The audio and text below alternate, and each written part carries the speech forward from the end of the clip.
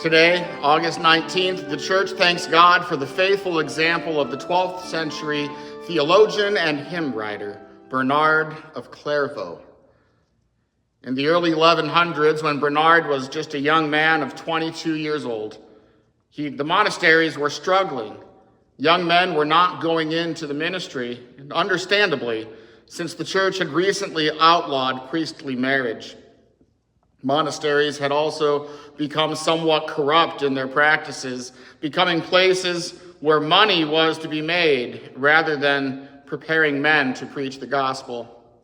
When Bernard of Clairvaux signed up to be a monk, he brought with him many others who were determined to restore the discipline of the monastery, which is known as the Rule of Benedict, but also to restore the purpose of the monastery.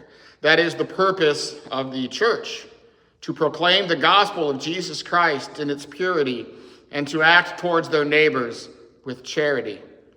Bernard's passion for preaching the true gospel of Christ and him crucified, as well as his love for his neighbor as he sought to meet their needs and not the needs of the monastery, were hallmarks in Bernard of Clairvaux's life.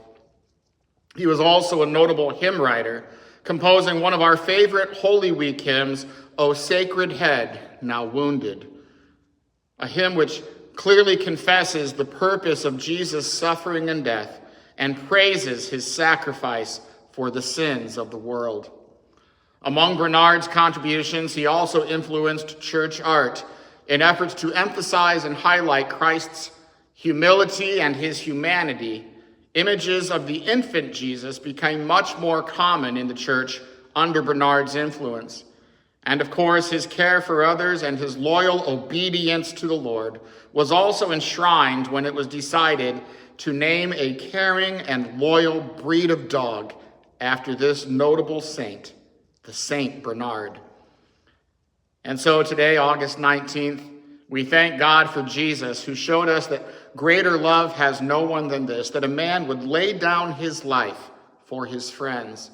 And we also thank God for Bernard of Clairvaux, 12th century theologian and hymn writer.